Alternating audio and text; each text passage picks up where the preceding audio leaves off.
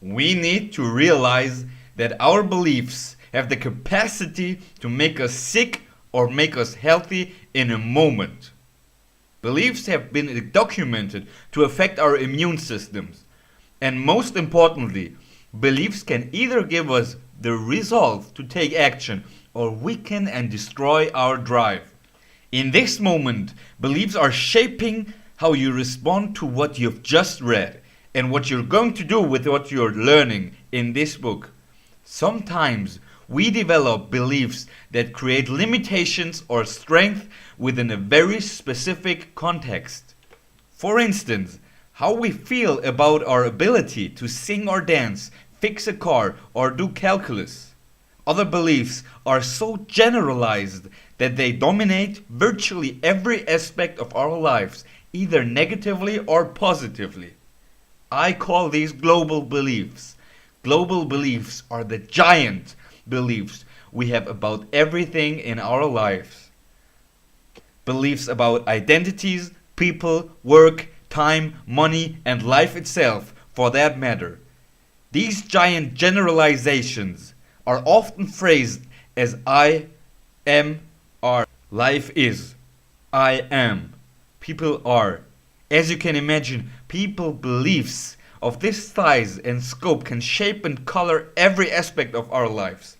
The good news about this is that making one change in a limiting belief, global belief, you currently hold can change virtually every aspect of your life in a moment. Remember, once accepted, our beliefs became unquestioned commands to our nervous system, and they have the power to expand or destroy the possibilities of our present and future. If we want to direct our lives, then we must take conscious control over our beliefs, and in order to do that, we first need to understand what they really are and how they are formed. So, what is a belief? What is a belief anyway? Often in life we talk about things without having a clear idea of what they really are. Most people treat a belief as if it's a thing, when really all that it is, a feeling of certainty about something. If you say you believe that you're intelligent, all you're saying is, I feel certain that I'm intelligent. That sense of certainty allows you to tap into resources that allow you to produce intelligent results.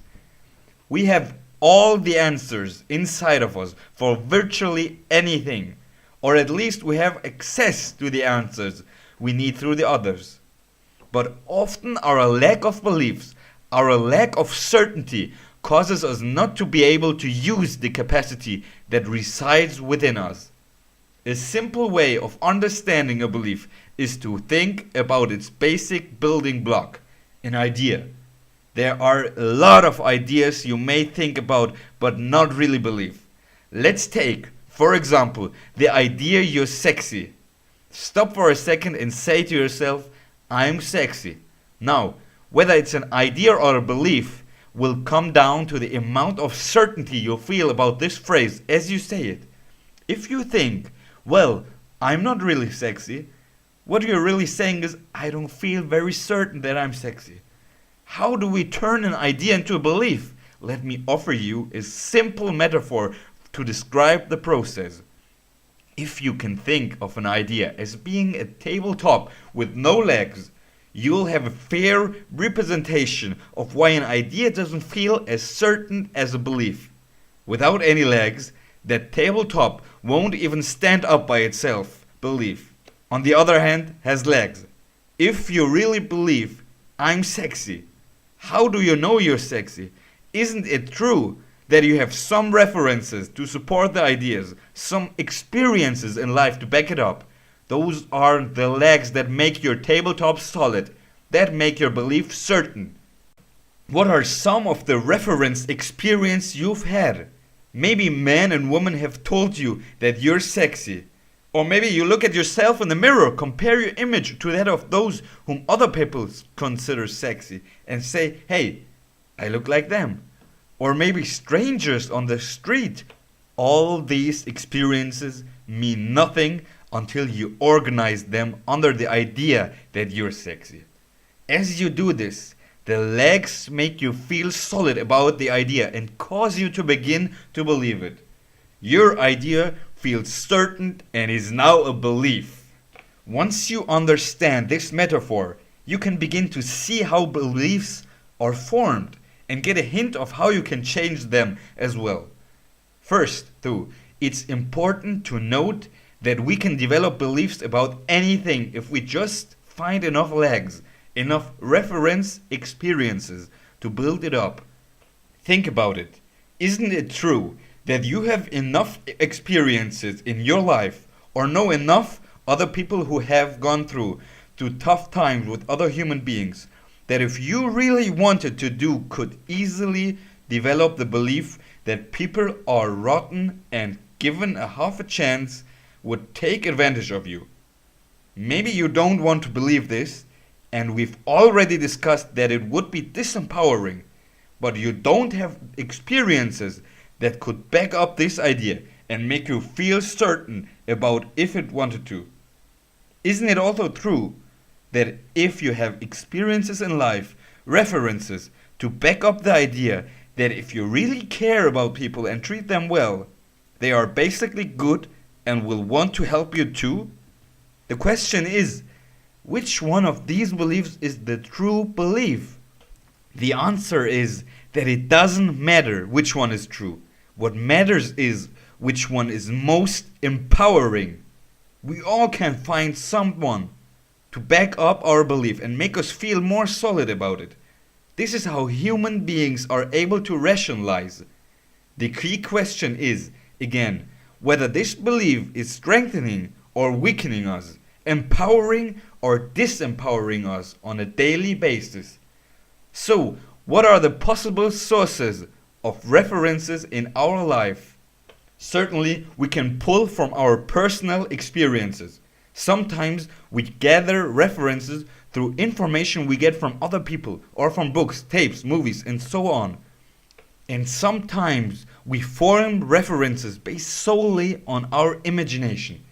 The emotional intensity we feel about any of these references will definitely affect the strength and the width of the leg.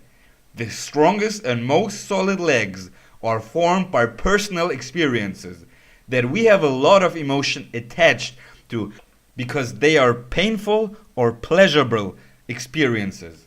The other factor is the number of references we have. Obviously, the more reference experiences supporting an idea, the stronger your belief will be in it. Do your references have to be accurate in order for you to be willing to use them?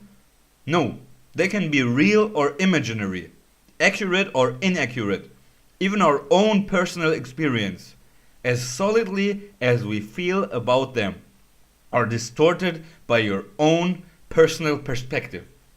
Because human beings are capable of such distortion and invention, the reference legs we can use to assemble our beliefs are virtually unlimited. The downside of this is that, regardless of where our references come from, we begin to accept them as real and thus no longer question them. This can have powerful negative consequences depending upon the beliefs we adopt. By the same token, we have the ability to use imagined references to propel us in the direction of our dreams. People can succeed if they imagine something vividly enough, just as easily as if they had the actual experiences. That's because our brains can tell the difference between something we've vividly imagined and something we've actually experienced. With enough emotional intensity and repetition, our nervous systems experience something as real, even if it hasn't occurred yet. Every great achiever I've ever interviewed has had the ability to get themselves to feel certain they could succeed, even though no one before had ever accomplished it. They have been able to create references where no references existed and achieve what seemed to be impossible. Anyone who uses a computer is likely to recognize the name Microsoft. What most people don't realize is that Bill Gates, the co-founder of that company, was not just some genius who got lucky, but a person who put himself on the line with no references to back up his beliefs. When he found out that an Albuquerque company was developing this something called a personal computer that needed basic software, he called them up and promised to deliver it, even though he had no such thing at the time. Once he had committed himself, he had to find a way. His ability to create a sense of certainty was his real genius. Many people were just as intelligent as he was, but he used his certainty to be able to tap into his resources. And within a few weeks, he and the partner had written a language that made the personal computer a reality. By putting himself on the line and finding a way, Bill Gates set in motion that day a series of events that would change the way people do business, and became a billionaire by the time he was 30 years old. Certainty carries power. Do you know the story of the 4-minute mile? For thousands of years, people held the belief that it was impossible for a human being to run the mile in less than 4 minutes. But in 1954, Roger Bannister broke this imposing belief barrier. He got himself to achieve the impossible, not merely by physical practice, but by constantly rehearsing the event in his mind, breaking through the 4-minute barrier so many times with so much emotional intensity that he created a vivid reference that became an unquestioned command to his nervous system to produce the result. Many people don't realize, though, that the greatest aspect of his breakthrough was what it did for others. It had seemed no one would ever be able to break a 4-minute mile. Yet, within 1 year of Roger's breaking the barrier, 37 other runners also broke it. His experience provided them with references strong enough to create a sense of certainty that they too could do the impossible. And the year after that, 300 other runners did the same thing.